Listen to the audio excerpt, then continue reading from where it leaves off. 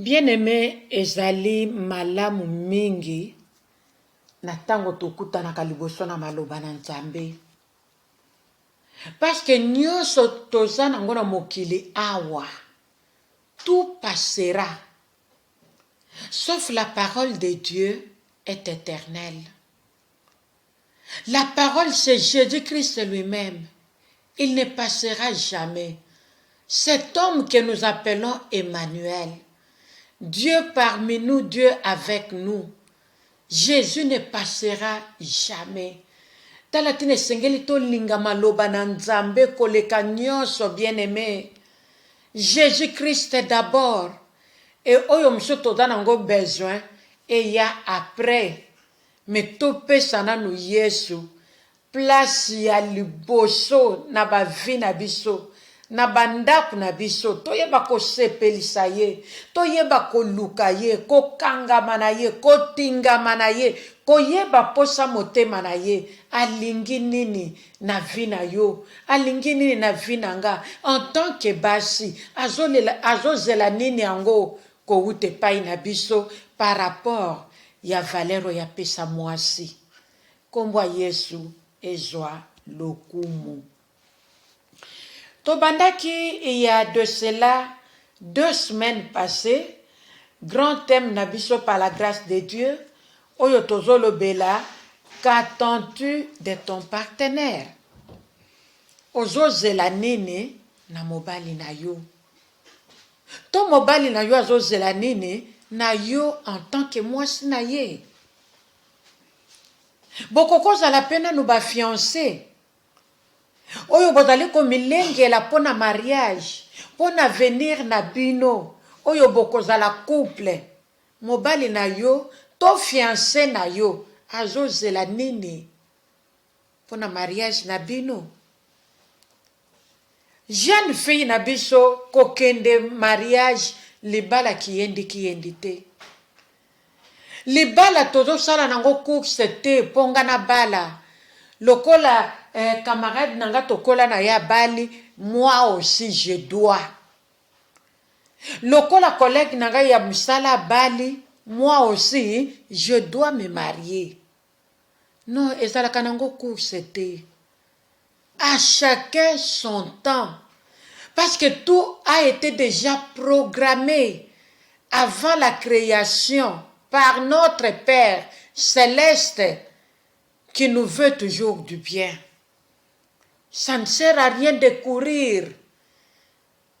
Wumela na sera makolo na Nzambe, pezela tant ya Nzambe.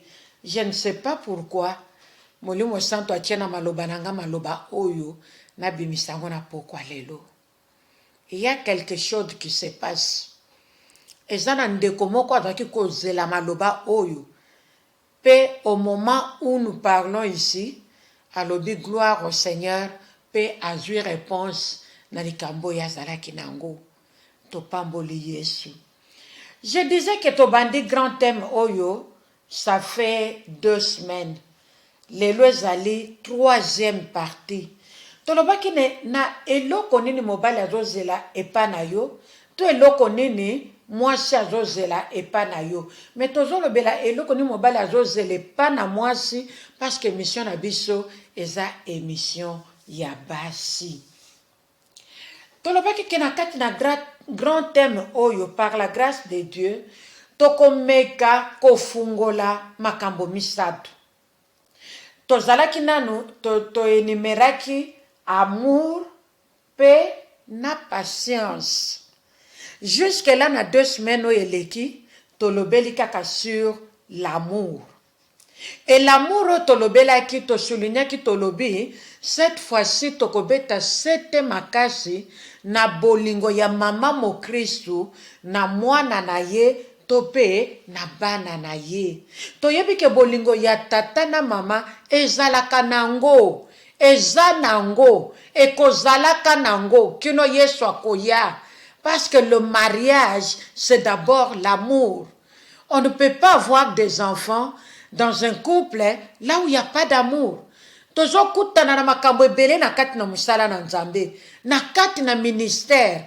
Omona ba couple ebele, bazo biso makambo na bango okanisa ya mutu mosusu mpona koloba ke mama ndenge eza boye biso tokata kobota biso moko parce que tomoni ke eloko ezomarche te, parce que tomoni ke bolingo eza te. Il y a des choses bien aimées dans nos maisons, dans nos vies. Yangwana toyaka koloba de la part de Dieu pour que Nzambe ye moko asunga biso molimo santo na Nzambe asunga biso na kofungola biso matoyi ya molimo pe miso ya molimo po toyoka les ainsi parle le Seigneur pe tomona Nzambe alingi nini, Nzambe akela libala ezala na lolenge nini pour que biso to se soumettre na oyo ezali pensée ya Nzambe selon le mariage ou bien pour le mariage afin que biso tozala ba témoin ya évangile qui est Jésus-Christ. Je crois que ezalaki malamu mingi, c'était vraiment formidable. Tango nazongelaka yango mpo nalanda narimine na milobaka ngai le Seigneur est merveilleux, le bon Dieu est merveilleux. Koyoka lolenge nini naza koenseigner mwasi c'est parce qu'alingi te mwasi moko à se perdre atikala ya mokilo. Nzambe lobi nous vivons dans ce monde et nous n'appartenons pas au monde parce que le monde ainsi que tout ce qui s'y trouve passera, mais biso nfosa ya Nzambe ezali que to vivre éternellement dans le royaume céleste de notre Père, là où son règne est éternel.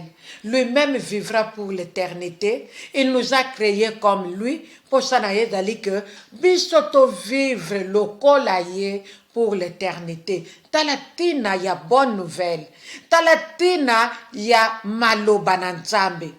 Kombo Yesu Kristo eba kozwa lokumu. Totalisa ki exemple ya basi mibale. La fois passée, Tosuka qui n'a qu'à comprendre que parmi les deux femmes, il y avait une qui avait l'amour de son fils. Oya boya ki komona liwa ya mwana na ye, pe mwasi wana alongaki. Nanzela ya sagesse, oyo Nzambe tiaki kati na roi Salomon à cette époque-là. Oyo mususu azalaki bolole, abomaki mwana na ye moko pona kozanga sagesse.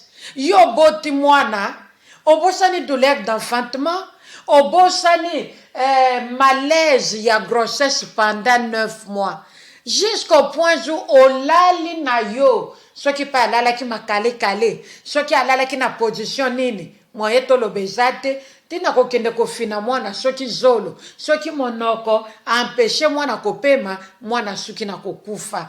Mama yo nangai tozali basi oyo Nzambe abetelaka tolo, toza basi oyo Nzambe atielaka motema, toza basi oyo Nzambe atondisi na sagesse pe na intelligence na ye pour que aucun de nos fils ne meure esclave de ce monde. Ba mama, pour que moko te ya bana na biso akufa mowumbu à cause ya mokili, à cause ya kozanga koyeba Nzambe, à cause ya kozanga koyeba vérité, à cause ya kozanga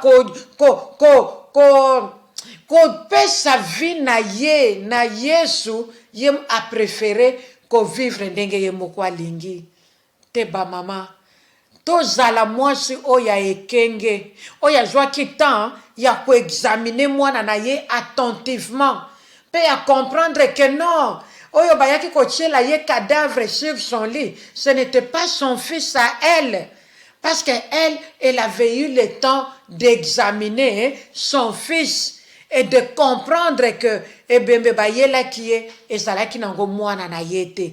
Nous voyons l'amour qu'avait cette maman pour son bébé, pour son fils. Alléluia. Je crois que yonangai tozali na modèle ya mwasi wana oyo azwaki temps ya kofixe regard na ye epai ya bébé na ye pe koloba ko reconnaître que le bébé mort n'était pas son fils parce que elle n'est pas du genre ya basi oyo bazosombela bana na bango kufa, mais yazali plutôt du genre ya basi oyo bazoluka vi kitoko mpona ntina na bana na bango mpe bayeba kozongisa lokumu epa na yawe nzambe. Yango lelo parmi makambo misato oyo tolobaki ke tomeka koexplike yango na émission na biso eloko nini mobali na yo azelaka nango epa na yo to mpe partenaire na yo, likambo ya mibale c'est la paix. Ton mari attend de toi la paix. Oh maman, eloko ya mibale oyo na yoki inspiration molimo santu na grand thème oyo mobali no azelaka na yo omemele kimia na kati ya ndako. Son enfance to mpe kokola mobali na yo kaka ye mutu ayebi yango. Peut-être abetela yo masolo ndenge akolela, mais histoire ya vie na ye kaka ye mutu ayebi yango malamu. Yo mwasi na ye malgré nombre ya bambula bosali na ye, maintenant no comprena parcours ya mobali na yo te. Akola ndenge nini, abotama d'abord ndenge nini, et akola ndenge nini, azwa éducation nini na bapara na ye. Et voilà, il y a beaucoup de choses. Comment il est arrivé à être ce qu'il est aujourd'hui? Comment il est arrivé à te rencontrer sur son chemin et à t'aimer, à te prendre comme épouse pour la vie? Ce sont là des choses que nous devons connaître. Essayez de partager avec nos maris pour leur apporter la paix. Ce qui moi ça me meli mobali na ye kimia na kati na ndako, malgré lolenge akolela, malgré lolenge azaleli lelo, malgré mobali wana zana besoin ya kimia. Okokozala no na bozu ma sœur, okokozala na yo na musala ya bien. Mosali na nzambe, nzambe utilisaka yo avec onction, une onction particulière. Nzambe utilisaka mobali na yo avec une onction spéciale pour l'avancement de son œuvre. Mais soki kaka makambo nzambe sili bozongi na ndako kuna kimi ezate, ma sœur, yebaka to lambeli papa ilubu oyo alingaka wana ekokangame na mongongo mwaye kita na libumu ndenge nzambe akelela yango ekozala ta muke te. Et si dans ta maison le mari qui est ton chef nana viva kimia kouta na nzela na yo mwasi na ye te, bongo kaka bano yo boboti nde bango bako vivre kimia kouta na mama na bango? Moi je ne crois pas. Soki papa zwaka kimia na nzela ya mama te, soki papa sungamaka na kimia kouta na mama te, ndako wane kozala ndako moko na yebi te na bengango kombo nini? Parce qu'à ce moment-là, les enfants n'auront pas la paix, ne vivront pas la paix dans la maison de leurs parents. Ils se trouveront obligés d'aller dehors, de se rebeller contre leurs parents. Parce que bako trouver par na bangote, kouta ni na papa, ni na maman. Parce que Bible lobi na biso, on donne que ce qu'on a. Ce que nous avons, c'est la parole de Dieu. Et si nous ne vivons pas la parole, qui nous demande la paix, et bon, on communiquer ni na papa, tope na bana. Tale sika banda kuna biso ezodo ba problème. Maman, avoir l'amour, c'est bon, c'est une chose pour le papa et pour les enfants. Magnifique. Que le nom de Dieu soit loué. Mais nous devons apporter la paix. Nous devons communiquer la paix. Cette paix-là, la maman doit d'abord la vivre elle-même, l'expérimenter elle-même pour qu'elle arrive à la communiquer à son mari. Et les deux communiqueront cette paix dans la vie de chaque enfant dans leur maison pour la gloire du Seigneur. Et tant que tozo lobas, lelo tozo mona na ba vie chrétienne na biso, toza kaka shalom, shalom, shalom, c'est bon. Kombwango kitoko. Moi, j'ai connu ce nom Shalom quand j'avais 14 ans. Alors, à l'âge de 14 ans, batoyo bauti Congo na biso bazo comprendre makambo na zoloba. Quand moi j'avais 14 ans, il y avait à Kinshasa un mouvement qui avait surgi comme ça. Na yebite si les gens en avaient parlé avant, mais moi je ne sais pas. Pour moi c'était soudain. Soudain kakaboye mouvement moko l'église. Mouvement moko l'église eska na dako sambela eska ba parana ngaba memakinga nzela ba parana ngaba memakinga banda na bota maki na yeko kuta bango kuna ngape na bandiko kende. Mouvement ngwe bimika na poisa. Oh mouvement ya bilenge mwinda. Mouvement bilenge mwinda à cette époque-là, on acceptait les jeunes à partir de 16 ans. Moins de 16 ans, bakondi mayote. Balobi ozana mwana muke. Alors, mouvement on est bimi, des places ngana yekolaki, le mot shalom, c'est parmi la formation de bilenge ya mwinda. Bazana formation na bango et parmi ba mystique ba formation ba bengaka mystique numéro boye mystique combo tel boye boye un de mystique c'était une salutation ya shalom et ba expliquer que biso malgré que ce n'était pas de tic au tac, mais quand j'avais eu aussi la grâce d'être admise na mouvement wana, c'est là où j'avais appris ce mot. Mabandaki koyo kango, mais l'air na komi kuna nde na ye koye ba signification ya mot shalom. Shalom c'est en hébreu, un mot hébreu qui signifie paix ou bien la paix, ce qui te tient avec article. La paix. Et cette appellation, tope salutation, et utawapi, c'est dans la parole de Dieu. Nakati na makomi na Nzambe. Ce qui totangi na livre ya Jean 20 au chapitre 20 verset 19 à 20. Bible ezoye bisabiso ke makambo passage oyo ezole belabiso juste après la résurrection de Christ. Qu'est-ce qui s'était passé? Après la résurrection de Christ, Christ avait apparu na ba disciple na ye na kati na chambre haute.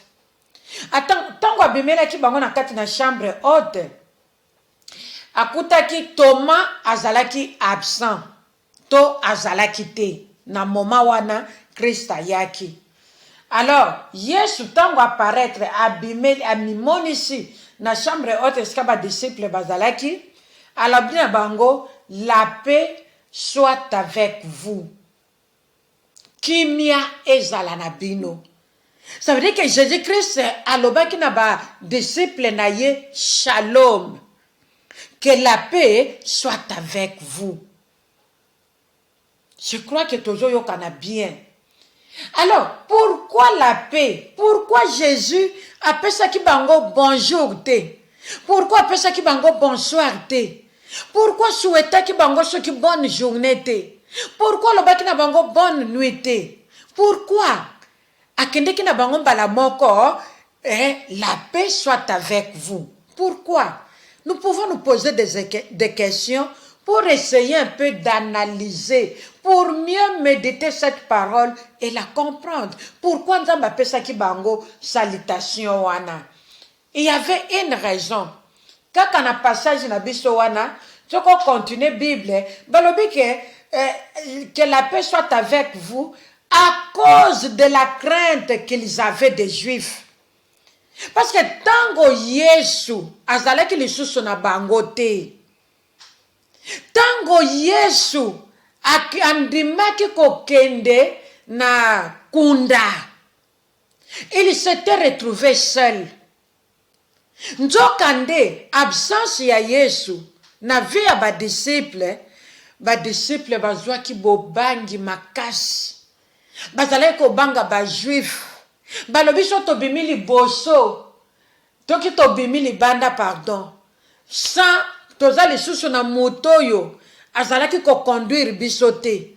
oyo azalaki koteya biso sango malamu te biso ba oyo soki ye aza lisusu te bongo biso ba oyo ekosukela biso ndenge nini. Badisiple bazalaki na kati na kobanga yango na ntango kobanga ya bajuif. Alors tango Jésus a apparaître na badisiple na ye après la résurrection, talatina memelaki bango shalom. Salutation ya shalom, que la paix soit avec vous. Et les disciples furent dans la joie en voyant le Seigneur. Oui, Maman mon Christ, là où la paix de Dieu règne, il y a la joie. Maman, ate ozangi di héros. Mais soki kimia na nzambe za na motema na yo ma sœur. Okoyeba kozala mwasi na esengo, pe okoyeba ko communiquer esengo dans toute ta maison. Ça sera pour la gloire de Dieu. Le Seigneur notre Dieu ne peut pas rester dans une maison qui manque la paix. Jésus-Christ lui-même est la paix. Mes sœurs, comprenons que nous devons laisser la place à Christ pour qu'il nous amène la paix dans nos maisons, pour qu'il nous amène ce qui nous manque. Là où le Seigneur est couronné, là où il est élevé, là où il est loué, là où il est adoré, là où il est acclamé, là où il est remercié, là où il est reconnu que c'est lui le créateur de la terre et des cieux, le Seigneur vient et nous amène la paix parmi tant d'autres choses. Comme nous parlons de la paix ce soir, je voulais appuyer seulement le mot paix. Et c'est très important, maman. Zanga na yo oyo koki ko zanga. Parce que koleka nango. Oyo zanango besoin, c'est pour un temps. Mais aspirer na oyo ezali spirituel. Pour que kuna ozala na ona kimia éternel, ma sœur. Ndenge tolobaka na bana na nzambe pe tokolobaka ango. Maloba na nzambe esengeli to vivre ango à partir awana se. Kolobate que non, awa eza nango normal, na kozanga nanga kimia, c'est normal, naza mutu, naza na besoin yeloko bo naza nango te, ndeni na ozala na kimia. Te ma sœur, nous devons vivre la parole de Dieu à partir d'ici, sur la terre. L'ère yesu akoya kozwa église na ye, kuna nde tokie ko vivre ango pour l'éternité. Mais nous devons commencer à vivre les choses divines tant que nous sommes encore ici sur terre. Maman moi salibala. Mobali na yo azelaka na yo, la deuxième des choses, la paix. Ne crois pas que ceux qui ont eu salaire il y a 5 millions d'euros par mois, de yoko kimia. Non, non. Parce que la paix ne peut pas nous venir de ce monde. La paix ne peut pas nous venir de quelqu'un. Nous ne pouvons même pas acheter la paix. Mais la paix nous vient de Dieu lui-même. Bah, disciples, on a besoin de trembloter. Si on ose sortir, si on ose ouvrir la porte de cette chambre haute là où nous nous trouvons, bakoyeba ko sakaze biso. Na minute bako selisa biso, tala bango kolenga. Je ne sais même pas, dans la chambre haute, il vivait comment? Na kobango bazaki nango ya kobanga kobima kokende libanda. Il vivait comment? Parce que bazalaki na nzoto ngana yo toza nango lelo. Bazalaki na posa mai, bazalaki na posa lipa, bazalaki na posa lipapa, bazalaki na posa lamba, bazalaki na baposa oyo ngana yo toza nango lelo. La Bible n'a pas détaillé toutes ces choses-là. Mais nous pouvons nous poser la question, ces disciples de Christ vivaient comment? Durant tout ce temps que Jésus-Christ était dans le séjour des morts. Badako vivre ndengenin. Maman, ne crois pas que kolata elamba iliputa ya super wax. yango ko yeba komemelo kimia na kati ya ndako. Ne te trompe pas ma sœur. Ne crois pas que ce que tcheka na mutu et que tu es à niveau ya bassin, c'est à ce moment-là que toi tu auras la paix dans ton ménage. Ne te trompe pas ma sœur. Ne crois pas que ceux qui les ont eu permis de conduire, ou bien aux gens a permis de conduire, ceux qui m'obali sont beli aux voitures, ya yo moko. Oboyi kotambola na oyo bozalaka nango pona libota ozo préféré ya yo moko soko ozu ya yo moko ke yondo kozwa kimia. Ma sœur, tu te trompes. Ne crois pas, ma sœur, que si tu es arrivé à avoir 5 enfants, à faire sortir de tes seins 5 enfants et que sangona mobile na yo, c'est alors que tu auras la paix avec ton mari et avec ta belle famille. Ma soeur, tu te trompes. Namona batukobota bana 15. Naloba, bino bobota ma 15. De kalobi, biso tobota ma 15. Maman moko, papa moko. Maman moko, papa moko. Tobota ma 15. Yo za 40e. De quoi lobby. Mais que la gloire revienne au Seigneur. Et bravo à votre maman. Qui est passé à la maternité pendant 15 ans, à côté Bimi, sain et sauf. Si ce n'est que la grâce divine de Dieu sur elle, Kobota bana 15, ma mezama ya komelate. Mais ce qui est maman ya za envie to tourner lelo. Maman, à cause ya Kobota bana 15, ozwa ki kimia na kata libala na yo. Akoyi kopesa biso pe oya ye témoignage kaka ye muto ayebi kimia ezo uta na Nzambe ye moko.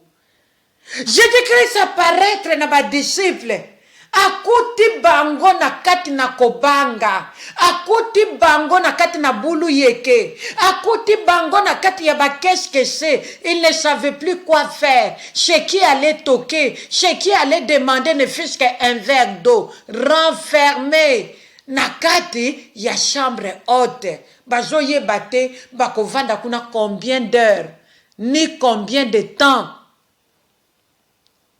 Jésus-Christ c'est Dieu na kati na bolingo na ye. Alors mais c'est moi la paix et c'est moi qui donne la paix. Nazonga lisusu. Et pas ya bato yo batambola ki na ngai. Et pas ya bato ngana lobela ki. Et pas ya bato ngana revela ki. Oyo bakoka yiko yeba na bango moko te. Nakende komimonisa que je suis vivant. Le tombeau est vide, je ne suis pas dans le tombeau, je suis vivant. Nakende komimonisa pour que balongola somo bazanangona ba juif. Ba comprendre que ba juif bazane loko ko sala bango te. Ba comprendre qu'ils n'ont pas de compte à rendre aux juifs, mais ils auront le compte à rendre à mon Père qui m'avait envoyé ici sur terre pour apporter la bonne nouvelle du royaume, afin que le monde soit transformé. Alléluia. Yesu abimeli bango. Tala batu bazanga ki kimia, et si ka kimia ezate, et sengopeza la kate ma sœur. La Bible nous dit que les disciples furent dans la joie en voyant le Seigneur.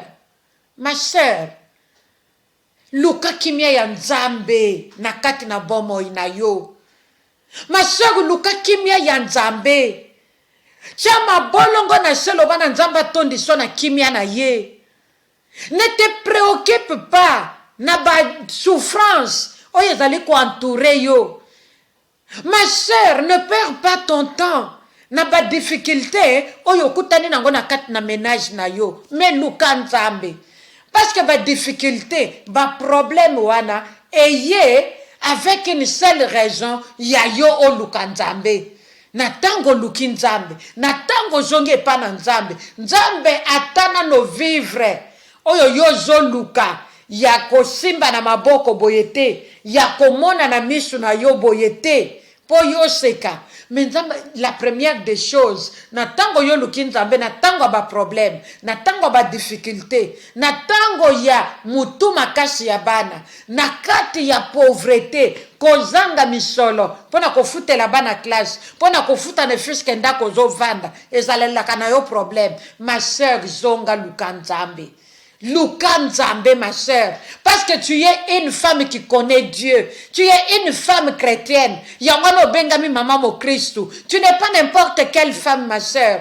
Tu n'es pas moi si ya mokili. Moi si oyazati lelo na kati na ba moziki. Tu n'es pas moi si ya ba mini jeep.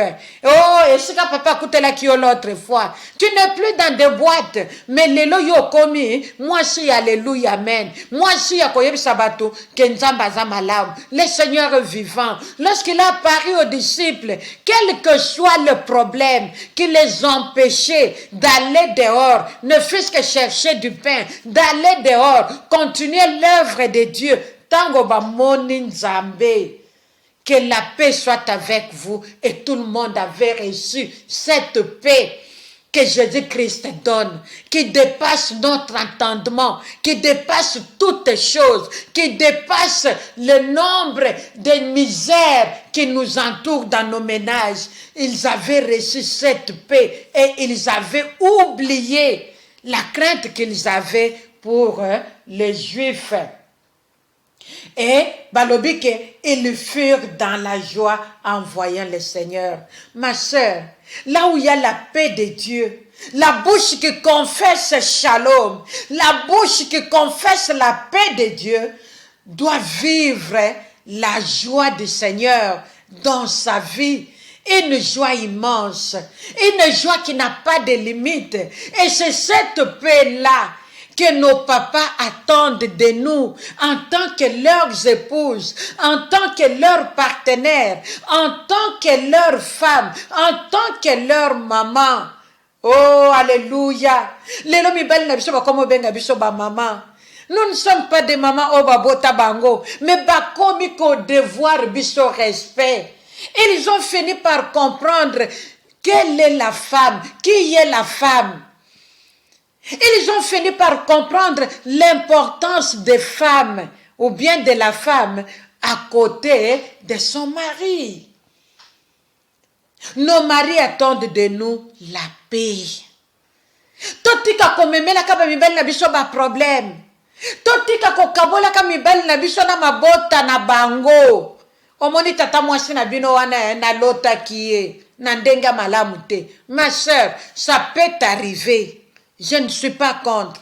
Ça peut arriver que ndamba fungolo misu ala kisayo tata mwasa mobali na yo ki aza malamu te.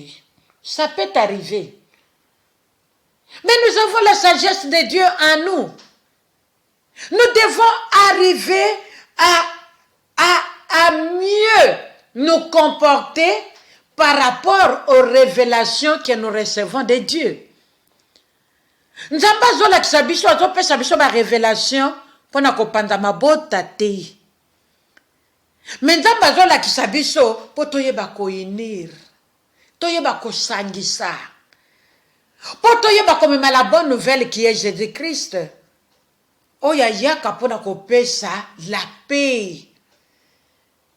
Mobali noazo zeleo kimia, mais yo yela kika toujours ba problème. Omoni mama na bidote. Tosi toloba na émission na biso, biso ba chrétienne. Mama ya mobali nanga, aza d'office ma mère. Soki mama nanga biologique, aza nanu en vie. Et que mama bokilo nanga pa aza en vie. Na banda ko benga, na différencier bango ata na bakombo na bango. Eza bien, et comme la mobali no kimia. Pona nini? Ah, omona ke mwasi nanga ta na considération ya mama nanga. Papa, tu sais, quand tu étais au boulot là, vers 10 heures, maman Joséphine m'avait appelé.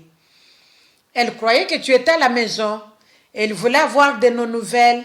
À Solel Nabako Konaye, à Yokinga, à Tunio, on a dit que tu étais au travail. Tu ne peux pas la rappeler. Maman, soko za mwasi ya modèle wana. Pembe na mobali na yo. Mobali no akozala na kimia. Tu verras que mobali na yo Akonunakate, ma sœur. Parce que Dieu nous a créés comme lui. Nous devons ressembler à notre Créateur. La Bible nous dit que notre Dieu est l'ancien des âges. Pakanamikolo. Mais il nous dit qu'il est toujours le même. Mais tala mobile na yo. À 40 ans. Moutounyo se komi pembe. À 40 ans. À sa fané. À 40 ans. À ça, comme on dirait, un papa de 90 ans. Par exemple. La manque de paix amène à la vieillissement. Tu peux expérimenter cette chose même pour la vie personnelle. Ozana une jeune femme, à peine au bali, au boti, nzamba pambolio na mabota, okoza na bana misato, okoza na bana mitano, topé plus. Mais tu as 30 ans, tu as 40 ans, même si tu as 50 ans. Mais ce qui m'tatali yo, à comment que tu es une vieille. À comment que tu es déjà devenue une cocotte. Je m'excuse beaucoup, mais ce sont là les termes que nous devons utiliser pour que te comprendre, mes sœurs. Kozanga kimia na vie, eze loko malamu te. Ce qui yo moko en tant que moi chose na kimia te. Oko communiquer bana no nini. Telle raison msusu ya plus. Oh bana no bazalaka balobi soko kote na ndaku wana ko oko regretter na okende ko visiter bango. Bana ya ndaku wana quel que soit ba âge na bango bako peso mbote te bako mona yo lokola ba moni yo te bazo sauter yo kutu na makolo na salon alongwe na gauche ake na droite sans dire maman pardon bandako na biso apoto maman je veux passer je vais aller de l'autre côté ako traverser neta moni yo te maman biloko ndenge wana quand tu as déjà raté l'éducation de tes propres enfants.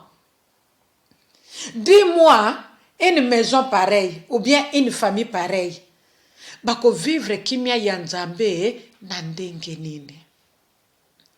Tango yozo kutana na bana baninga, omonike baza poli, même de loin, bonjour maman, asekina koseka.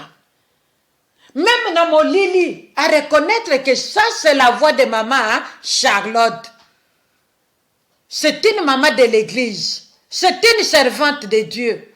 C'est une maman du quartier. Bayebani pene maman nanga ba parents nanga. Ça c'est la voix de maman Charlotte. Même dans le noir. Bonsoir maman. Oh, nani wana ko pesanga mbote. Maman, ngai nalobanini. Gloire à Dieu. Gloire. Mwana ya maman Cécile. Oh, ya. Ozana na wana rede bis. Oh, maman. C'est ça la bonne manière. Maman, lorsque nous éduquons bien nos enfants, la paix de Dieu sera notre partage. La paix de Dieu sera notre partage. Et cette paix nous amènera la joie de Dieu. Cette joie immense que le Seigneur nous a toujours promis. Cette joie que nous lisons toujours dans la parole de notre Dieu. Nous en avons besoin. Mibali na biso bazela kabiso to memela bango kimia. Na tango mibali bazo kuta musala. Akot kaka porte fungwa mi mwana kimi. C'est papa, c'est papa, c'est papa. Papa do fungola mwana simi papa na makolo. Maman, ça doit porter la paix. Même ceux qui papa journée na musala ezala qui compliqué. Même ceux qui na musala il a connu des problèmes. Maintenant qu'on fungo la porte, amoni bana bakeba yambiye na makolo. Ayoki yo maman, bonsoir papa, bonsoir chérie. Bon retour chez toi à la maison. Ma soeur, papa koyamba kimia, il va se retrouver. Et cette paix lui amènera la joie de se retrouver dans sa maison. Ne permets pas à ton mari d'aller se réjouir au travail. Ne permets pas à ton mari de se réjouir seulement au travail avec ses collègues. Seulement dans les quartiers avec ses amis, amis et connaissances de longue date. Ne permets pas seulement ton mari d'aller se réjouir à l'église de Dieu pendant la louange et l'adoration, pendant les cultes. kaka amen azongi triste azongi ozoyeba te position na ye eza nini. Non mes sœurs, nous devons connaître nos hommes. Nous devons les connaître. Nous sommes là pour accomplir la volonté du Seigneur qui nous a donné ces hommes comme mari. La paix. La paix amène les bénédictions. Même la maman de l'enfant mort de la semaine passée, elle n'était pas agitée comme je l'avais dit. Elle était calme parce qu'elle était sûre qu'elle n'avait pas perdu son fils. Le fils qui était vivant, c'est le mien. Ce n'est pas le fils de ma voisine de la chambre ou bien de la maison. Elle a tué son fils. Mais le fils qui est vivant, c'est le mien. Elle était calme. Elle avait la paix de Dieu en elle. Elle n'était pas tourmentée. Elle était sûre que c'était son fils. Ma sœur, tu peux aussi être sûre que bana, malgré que yo mutobota bango, bana wana peuvent te témoigner que tu es leur maman. Ou bien bakoyebisa batu ke nazala tozalaka na mama te. Nini yango asalela biso? Ya malamu nini yango tozwa? Oyebi tango ozo perdre confiance na bana. Tona mobali. Mama, malgré bolamu nyonso koki kosala, muto abosanaka facilement. C'est seulement le Dieu du ciel, le Créateur, oyo abosanaka bolamu wa mutu te. Tout le bienfait que nous faisons, nuit et jour, pour nos maris, pour nos enfants, pour nos familles biologiques, pour nos belles familles, pour l'église de Dieu, pour le monde, nzamba komakango na buku a souvenir a bossa na kango te. Ma sœur, il est encore grand temps pour na yo en tant que maman mo Christ. Oyeba ko yo kama lobo ko loba kaka teke émission ne la kama lamu émission na c'est bel et bon ya ko sala ba slogan wana. Mais c'est à Dieu que nous devons rendre toute gloire. Parce que c'est Dieu qui s'exprime au travers de Maman Mo Christ. C'est Dieu lui-même qui s'exprime au travers de moi. Pour que vous et moi, nous soyons toutes enseignées. Parce que Dieu ne veut pas nous perdre. Tome ma kimia ba mama. Mobali nozelaka kimia. Osukolelaka bilamba, osalaka tout, la maison est toujours propre. Tu t'occupes des enfants, c'est bon. Mais est-ce que tu apportes la paix à ton mari? Tant que Jésus-Christ a bimeli ba disciple, l'air a demandé et pas ba disciple naye, alobina bango shalom, que la paix soit avec vous. Que la paix soit avec vous. Tu as l'habitude de dire shalom à ton mari. Tu as l'habitude de dire shalom à vos enfants. Mais est-ce que vous avez ya shalom? Shalom est la kisi, kimia, la paix. Ce qu'on peut si mutu shalom, ça veut dire que l'obé na mutu wana que kimia ya nzambe zalana yo. Parce que kimia on nzamba pesaka, e utaka nango na mokili te pe kotikalaka ko uta na mokili atambala moko te. La paix vient de Dieu. Et lorsque la paix de Dieu est dans une personne, la personne là devient généreuse. Elle devient heureuse. Elle devient une femme souriante à tout moment. Maman, zala mwasi ya mimwemwe. Zala mwasi ya humour. Mais que même humour na kati ya ndaku na yo. Talisa humour na kati ya ndaku na yo. Ata papa za devant l'ordinateur. Tango jo sala humour au télémo jo sala ngwata na bana. Tojo salela mobali no humour. C'est ton mari. Maman, ata za devant ordinateur. O comment ata lui a sali sourire. Je vous parle des choses que je connais. Je vous parle des choses que moi-même je vis dans ma maison. Il m'arrive deux fois une cantique, oh alléluia, pour adorer le Seigneur, pour louer Dieu.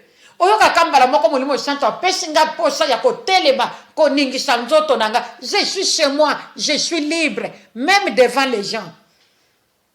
Quand le Saint-Esprit me pousse de faire quelque chose, je le fais avec joie. Parce que je sais que ce que l'Esprit attend de moi, mon Père Céleste veut me voir dans cet état-là, précisément dans mon mawana.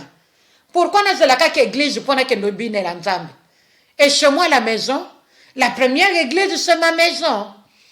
Je dois faire de mon église ma maison pour apporter la paix. Likambo moko sergeur kuna esali nete sala malamu te nga mama esengeli na telema pona komema kimia. Jésus-Christ azoloba na biso na livre ya Jean 14 27 alobi, je vous laisse la paix, je vous donne ma paix, je ne vous donne pas comme le monde donne, que votre cœur ne se trouble point et ne s'alarme pas. Parole du Seigneur. Maman, mema kimia ya Nzambe na kati ya ndako na yo. Dans tes prières de tous les temps, demande la paix de Dieu dans ta vie. Que la paix de Dieu soit ton partage. Lorsque la paix de Dieu est avec toi, lorsque cette paix surabonde encore et encore, ma soeur, tu deviendras une source de bénédiction pour ta maison et pour ton mari. Ton mari attend de toi la paix. Batumusu batungisa ye, batumusu banyokola ye, batumusu basala soki ndenge nini baridikilize ye. Mais yo, tia mobali na yo na place Nzamba lingi ya zala. Ekomemele kimia. Mobali wana koyeba ko s'épanouir, ako bombelwe lokote. Des fois, nous avons des problèmes compliqués dans nos maisons parce que nous-mêmes, nous ne savons pas ce que nous sommes à côté de nos maris. Mon bel azobo melona 5 €. Alingi yomo na place à tiangote. Est-ce que c'est normal? C'est normal, ma soeur. Ça veut dire que nano komi place Nzamba lingi okoma na vie mobali wanate. Non seulement zobo melo 5 €. Mais asalaka makambu na ye na koyebisete soki na yebisi mawatro ba projet nanga ekofoire okoma lokola malédiction na vie na ye. Et pourtant la Bible nous dit celui qui trouve une femme trouve le bonheur. C'est une grâce qu'il obtient de l'Éternel. Mama maloba one tambola kana yo. Parmi ba verset oyo yo lingaka wana, mama kobosa ne loko wana te. Mobali na yo yebisa yo que depuis que j'étais trouvé dans ma vie a changé.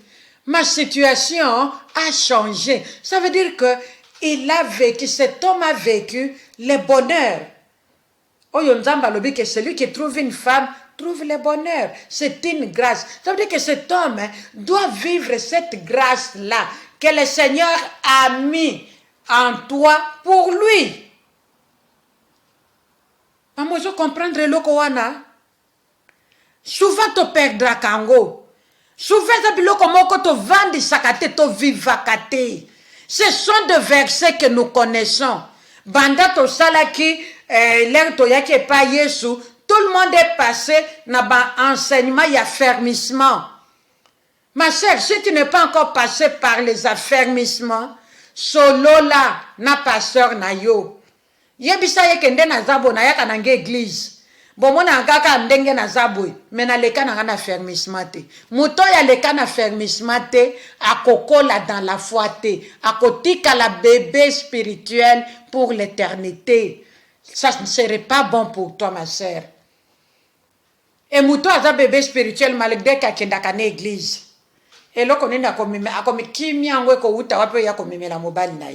parce que d'abord, elle n'est pas enseignée. C'est pourquoi, moi, les cannes affermissement, à comprendre na yeba mateya bazote ya l'église te. Parce que pour comprendre la parole de Dieu, les prédications divines, oyo ezosala ke ezotonga bavi na biso, po biso tozala bato na lolenge ya Nzambe, nous devons passer les affermissements.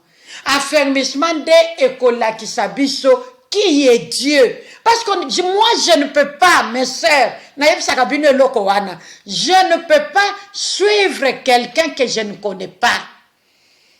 Je vous ai toujours dit que le Seigneur m'a trouvé de quelque part. Il m'a tendu sa main droite. J'ai répliqué. Je lui ai tendu la mienne. Nzamba siminga na loboko, abandi ko tambu sa vinanga. Ameminga d'abord na ba fermissement. Na celui-ci ba fermissement. Ameminga na ba formation, mais na ba vie chrétienne, il y a des formations tout le temps sous l'inspiration du Saint-Esprit. Pour arriver à lire la parole et la comprendre, il faut passer au pied de Christ. Il faut passer au pied de Jésus. Et si comme à un niveau ya kolobake non, je souffre parce que moi-même, je porte le fardeau de ma vie. Ce sont les enseignements des affermissements.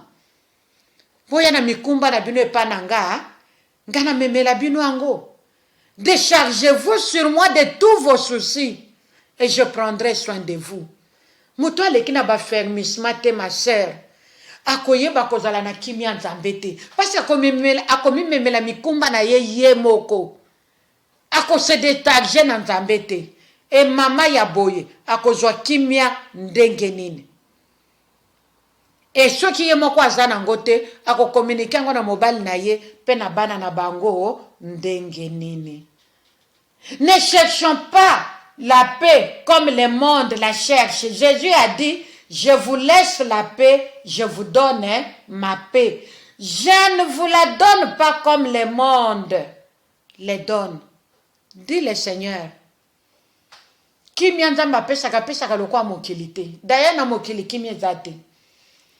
Moto ezana kimi na Nzambe, motema na ye, ezalaka troublé te, pe ezalaka moto te.